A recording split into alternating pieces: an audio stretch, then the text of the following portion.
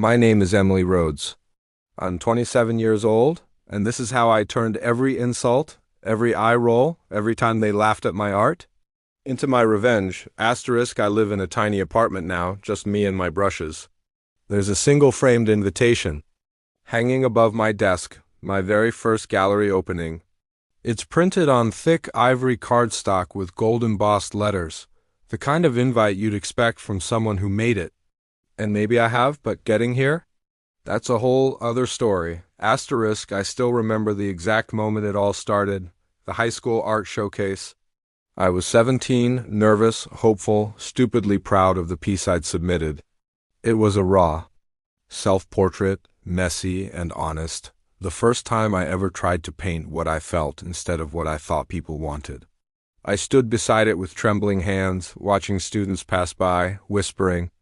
Then the laughter started. Asterisk, Maddie and Tyler, the golden children of the art program, the ones who always got awards, the ones everyone pretended to like, made a beeline for my work.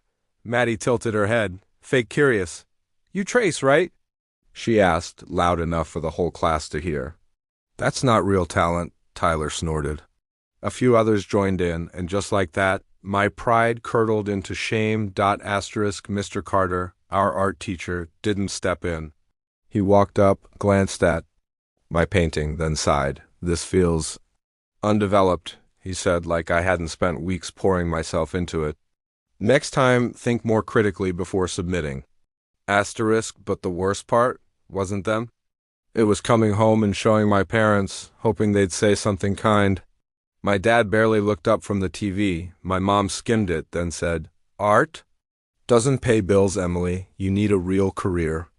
I nodded like I agreed, then packed it away in the attic that same night. Asterisk, that day, I stopped painting. For almost 2 years, I didn't touch a brush. I told myself it was just a phase. I focused on school, got a job, pretended I didn't care, but I did. That humiliation never left me. It lived in me like a low, steady flame. Asterisk, I didn't know it then, but that flame, it would become my fuel. Asterisk. I grew up in a house where success had a strict definition: GPA, internships, degrees, promotions. My dad was a lawyer, my mom a CPA. Everything in our home ran on logic, on spreadsheets and expectations. Emotions were distractions, and art was just a phase you outgrew. From as early as I can remember, I drew to make sense of the world. I'd sketch faces I saw at the grocery store, create entire scenes in the margins of my homework. But while other kids got fridge space and praise for their macaroni crafts, my drawings were met with polite nods or forced smiles. When I brought home an A in biology, they clapped. When I won a local art contest, they said, "That's cute," then tossed the ribbon into the junk drawer like it didn't mean anything. Asterisk, school wasn't much different. I was quiet, observant. I watched everything. I saw how certain students were treated like royalty no matter what they did. Maddie, the principal's daughter, could paint 3 crooked lines and still be called visionary. Tyler, whose parents donated a new wing to the school, had his work displayed before it was even dry. Their art was decent at best, but they were loud, charming, and constantly validated. Meanwhile, the rest of us, the quiet ones, the ones without connections or confidence, were invisible. I remember once overhearing Mr. Carter say, "Some students just look like artists." I didn't need him to say out loud who he meant. It was never me. Asterisk, for a while. I survived all that because I had Jenna. She was my best friend. Weird, funny, fearless. She believed in me before I believed in myself. We'd sit in the art room for hours, sketching and talking about the futures. We'd build far away from this place. But then her dad got a job in another state, and just like that, she was gone. Her absence left this deep quiet in my life that even art couldn't fill for a while. Asterisk, after high school, I did what I was told. My parents sat me down and laid out my future like a blueprint: pre-med, internship, stability. I nodded along, trying to ignore the dull ache in my chest. I dropped art entirely, locked my sketchbooks in a drawer, deleted my digital portfolio. For 2 years, I tried to become who they wanted me to be. I memorized anatomy charts, took lab notes, and wore the mask of a girl who had it all figured out. But every night, when the house was quiet or when I was alone in my dorm, I drew. Napkins on the backs of receipts in the margins of lecture notes. I drew faces I passed on the street, shadows that looked like sorrow, hands that reached but never touched. It was the only way I could breathe. Eventually, the pressure cracked something in me. I dropped out halfway through junior year, packed everything into my beat-up Corolla, and moved into the smallest apartment I could afford. My parents were furious. They told me I was wasting my life, that I was choosing delusion over security. But I didn't care anymore. For the first time, I was choosing me, now. I worked 2 jobs, barista during the day, waitress at night, just to keep the lights on and art supplies stocked. I come home sore and exhausted, fingers stained with coffee and charcoal, but I draw. Every night. I started submitting my work to online galleries under a pseudonym, E-Roads. It was the only way I could share my work without hearing their voices in my head, without picturing Mr. Carter's sigh or Maddie's smirk. And slowly, things started to shift. A few pieces got featured. An editor reached out. Then a small gallery owner messaged me, said my portraits felt like grief trying to speak. They asked if I'd be interested in showing my work. That invitation now hangs on my wall. Proof that I didn't imagine my talent, that I wasn't just cute or delusional. I'm not there yet. I'm still exhausted, still hustling. But I'm not hiding anymore. The email came late one night, wedged between spam and a rent reminder. It was an invitation, a casual school reunion/fundraiser event hosted at her old high school. Reconnect, celebrate, and support the next generation of creatives. It read, open gallery walk, talent showcases, a silent auction. Emily almost deleted it without a second thought. But then, her eyes caught a list of featured alumni at the bottom: Mr. Carter, curator and judge for the student gallery. Maddie, head of the alumni board. Tyler, keynote speaker on creative success in business. She stared at the screen. For a long time.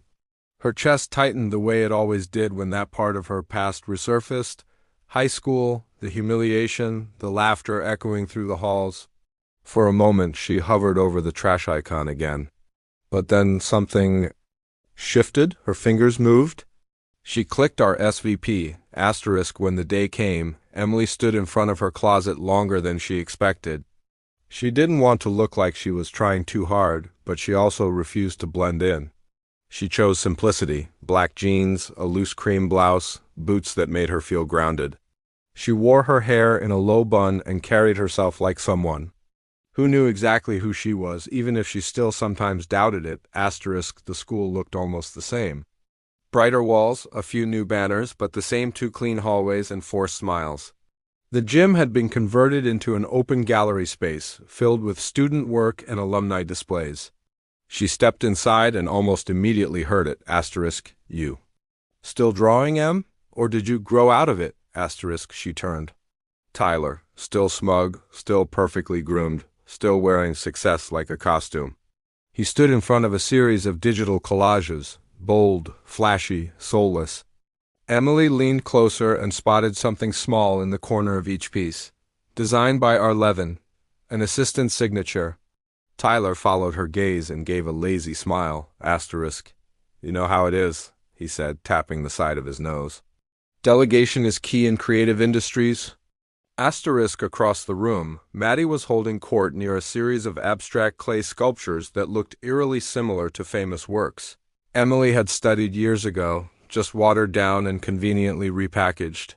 She wore a bright red dress, a name tag with board president in gold, and an expression that made her seem like she still believed the world owed her applause. Emily moved through the room quietly, observing everything just like she used to. But it wasn't until she passed Mr. Carter that something inside her truly snapped. He looked up from a clipboard, scanning the crowd, and then did a quick double take. Oh, he said flatly, recognizing her. Nice to see you. Never thought you'd come back. Didn't peg you for an art lifer. It wasn't even cruel, just dismissive. Like she was still 17 and hadn't learned her place. Like none of it, her growth, her pain, her fight, mattered. She smiled tightly, said nothing, and kept walking. Asterisk that night she didn't cry. She didn't spiral. She went home, peeled off her blouse, tied her hair up tighter, and stood in front of a blank canvas. Her hands trembled, not from sadness, but from clarity, the kind that burned through excuses, the kind that left no room for doubt. Asterisk, if I couldn't be seen in their world, she whispered as she dipped her brush in black, I'd build my own. Asterisk, she painted until the sun cracked the horizon. Something darker, bolder, more honest than anything she'd ever created. Not because she wanted to prove them wrong, but because she needed to prove herself right. Asterisk, the seed of revenge had been planted. But it wouldn't be petty, it wouldn't be loud. It would be precise, intentional, poetic. She wasn't going to outshine them in their world. She was going to make a world they couldn't enter. Asterisk. Emily threw herself into her work like a woman possessed. Every night, after double shifts slinging lattes and refilling water glasses, she came home, peeled off the weight of the day, and painted. Some nights her hands trembled from exhaustion. Others, her eyes burned with unshed tears. But always she painted. Rage poured into reds and fractured shapes. Grief showed up in charcoal shadows and hollow eyes. Sometimes she didn't even know what she was painting until it stared back at her like a memory she'd buried too deep. Asterisk, she never used her full name. Online, she was only E-Roads. She uploaded her work to small art platforms, obscure forums, and social media pages built from scratch. Her portraits, raw, emotional, often unnerving, began to get noticed. A DM would pop up here and there. Your work made me feel seen. Someone bought a print. Then someone else. A journalist from a local zine asked to feature her in a piece about underground artists with unflinching perspectives. She joined a collective that met in a basement in Bronzeville, people who worked odd jobs by day and spilled their truth onto canvases at night. There was no pretense, no Maddies, no Tylers. Just people with stories, scars, and brushes. Asterisk, but even as her confidence grew, a voice inside her refused to stay silent. It waited until she was alone, elbows deep in turpentine and self-doubt, and whispered, It doesn't count. Not until they see you. Asterisk, she told herself it wasn't true. That it didn't matter if the people who once laughed at her never acknowledged what she'd built. That success didn't need validation from the people who refused to see her before. But her heart?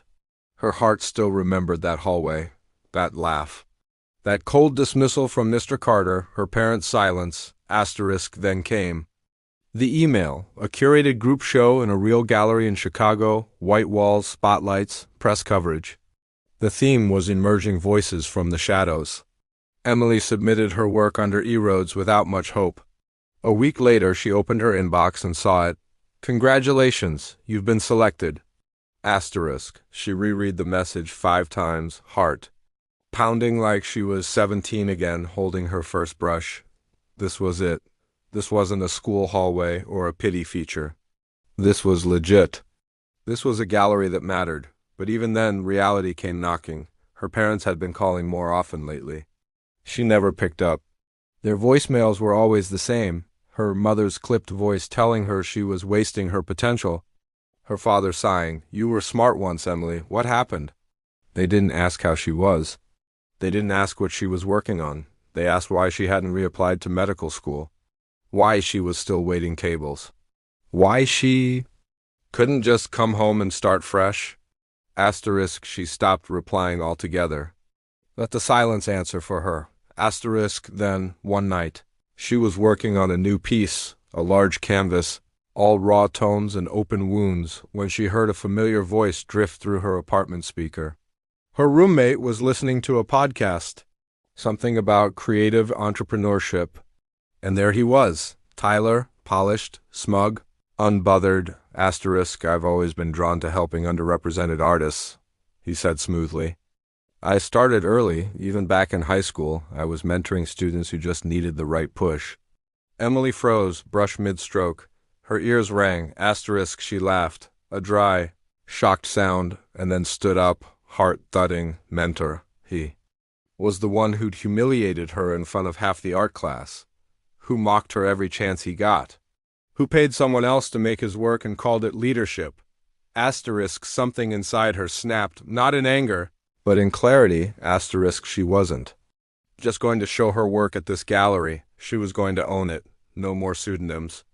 No more hiding behind anonymity or initials. Her real name would be on the wall in bold black print. Emily Rhodes, asterisk. She started planning meticulously. Every detail mattered. She worked with the gallery to ensure the invites looked perfect. Elegant but personal. She crafted a guest list and requested the gallery send out one additional anonymous invite to her high school's alumni list, under the guise of featuring a surprise alumni guest. She didn't stop there. She hand-addressed a set of private invitations, classy cream envelopes, no return address, and mailed them herself. One for Mr. Carter, one for Maddie, one for Tyler, and two for the people who never believed in her. Her parents, asterisk, no message. Just the invite, asterisk. She imagined each of them opening it.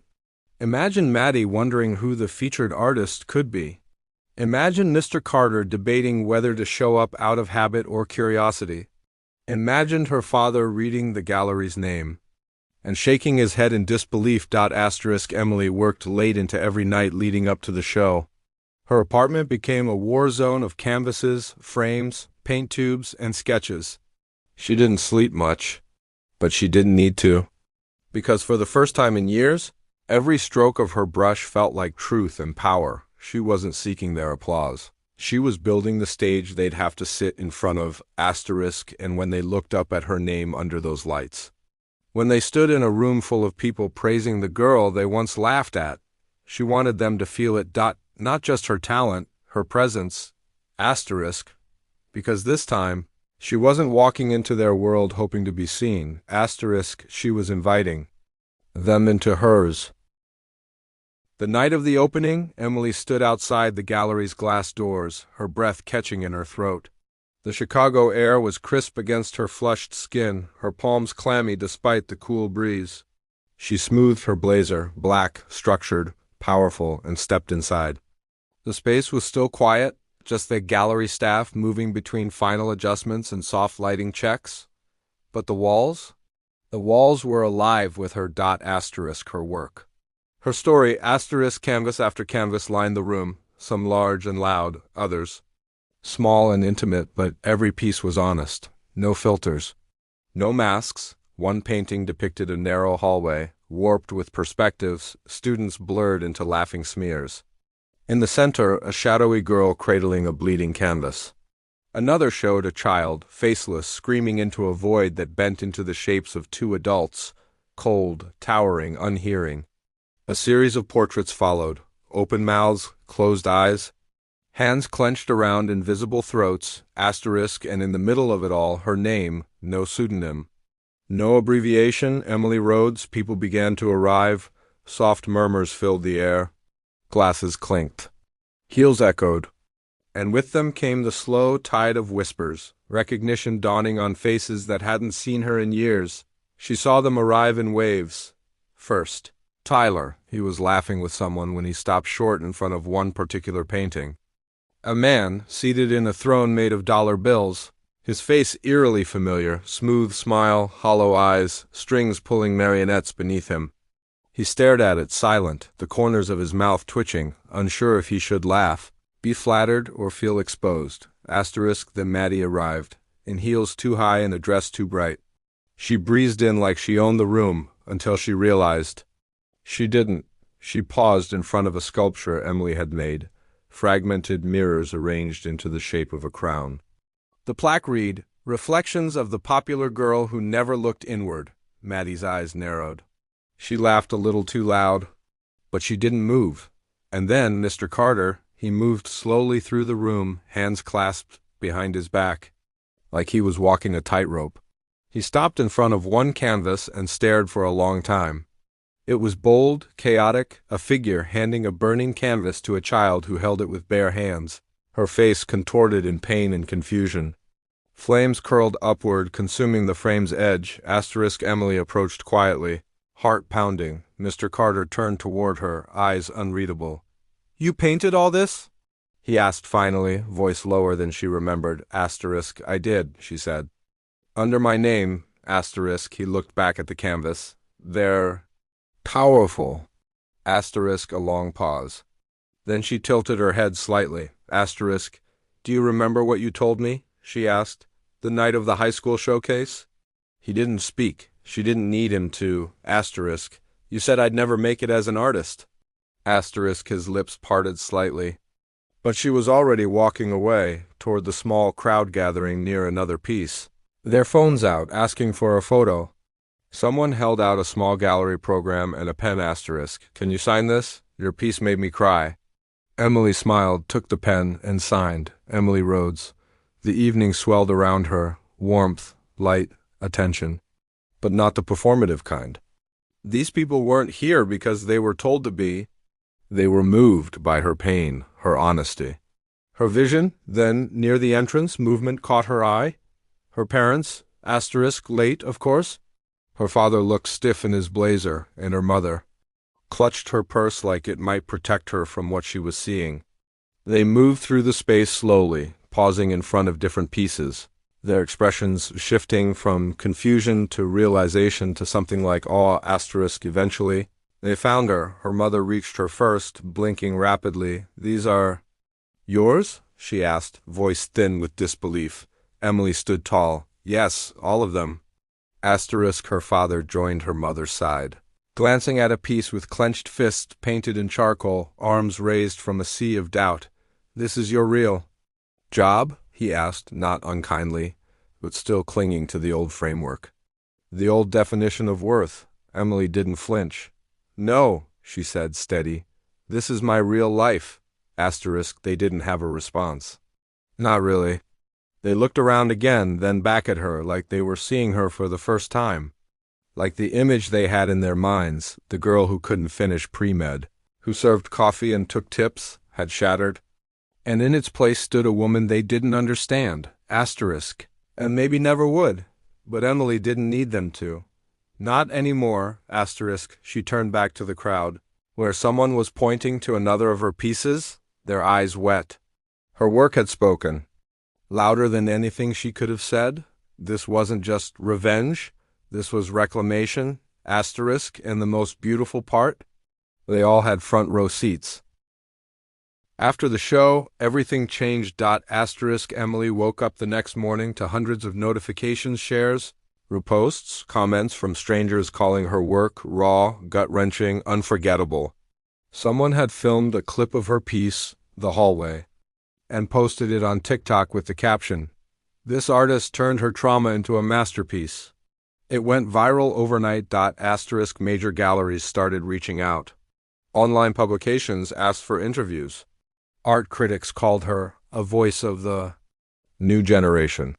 A university in New York emailed to ask if she'd speak to their art students about finding truth in vulnerability. Asterisk, she wasn't just accepted, she was celebrated. And still, the most satisfying part wasn't the applause. It was the silence. Because the people who once laughed, dismissed, or ignored her had to sit quietly while the world finally saw what they couldn't. Asterisk. I used to think revenge meant hurting them the way they hurt me, Emily said in one interview, eyes calm, voice steady. But now I know it means showing them who I became without them. The messages started trickling in not long after. Tyler emailed her with the subject line, "Great show. Let's collaborate sometime." Asterisk, Maddie sent a DM on Instagram, trying to sound casual. "Loved your pieces. Would love to grab coffee, catch up." Asterisk, Mr. Carter wrote a long, overly formal letter asking if she'd consider returning to the high school as a guest speaker for the arts program. Asterisk, she declined all of them. Asterisk, no drama, no explanation. Just a quiet refusal. Asterisk, they don't get to use my name to feel better about theirs. Asterisk, the past didn't deserve her future. Not now. Not ever. Asterisk, even her parents eventually reached out, this time, not with lectures or questions about school, but with an invitation, "Come to dinner. Let's talk, maybe, apologize." Asterisk, she almost didn't go. But something inside her said it was time, not to reconcile, not for them, but for herself. Asterisk, she arrived late. Wore black. Sat across from them while they stumbled over small talk and hollow questions. She stayed 10 minutes, didn't raise her voice, didn't explain her choices, didn't soften who she was. Asterisk, then she stood up, thanked them for the meal they hadn't even served yet, and left. No tears. No anger, just peace. Asterisk, because the truth was, she didn't need their apology. She didn't need them to understand. She didn't need anything from people who only saw her once she proved herself. Asterisk, closure doesn't always come with words. She told a friend afterward, watching the city lights flicker from her apartment window. Sometimes it just comes with walking away. Asterisk, and that's exactly what she did. Every day, walking further from the girl they tried to shrink, and closer to the artist she had always been becoming, not in spite of the pain, but because she turned it into power. Emily stands in her studio, the soft hum of the city muted by the stillness around her. Morning sunlight spills through the tall windows, casting warm gold across a fresh canvas. The walls are lined with finished pieces, bold, aching, triumphant. But today's canvas is untouched, quiet, waiting. Asterisk, she moves with calm now. No rush, no urgency. Just presence. Asterisk, she dips her brush into a jar of water, then into a pot of crimson paint. Her fingers are steady, her heart at peace. She turns to the camera, eyes clear, voice steady. For years I believed them. That I wasn't good enough. That art was a joke. That my feelings didn't matter if they weren't measurable.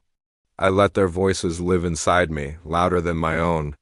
Asterisk, she pauses, glancing down at the canvas, a small smile curling at the corner of her lips. Asterisk, but I turn their silence into color. Asterisk, she gestures softly to the art surrounding her. Each one a page from the story they tried to erase. Asterisk, and now they have to watch me shine from the gallery floor. Asterisk, she lifts the brush, dips it again in red, slow, deliberate, and makes the first stroke across the blank canvas. Asterisk, then, without looking up, she says one last thing. Asterisk, they said I'd never make it. She signs her name in the bottom corner of the canvas, Emily Rhodes, bold, unapologetic. Then she looks into the camera, smiling. Asterisk, so I signed my name where they'd have to see it.